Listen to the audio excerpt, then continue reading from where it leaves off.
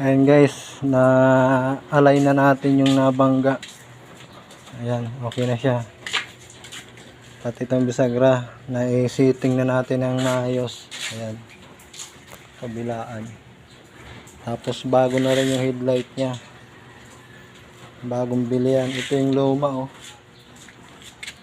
Ayan, basag. Yung nabangga. So ayan, testing natin isarado yung hood. Kung okay na ba.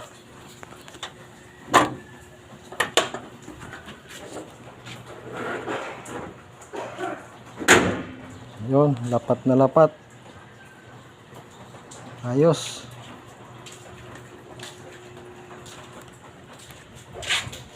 Ano siya? Bali, retoke na lang yung pintura nito. Ito, mamasilayin ko lang ito dahil double siya sa loob. Hindi ko madukot ng maayos. Pero dito niya, naiunat na natin. Balok to rito banda eh. Okay na siya. Bali, ito na lang yung problema. Yung lubog na to. May double kasi yung loob kaya di ko madukot. Kaya mamasinyay na lang natin.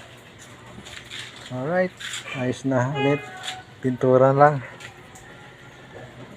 So hanggang dito na lang ating video.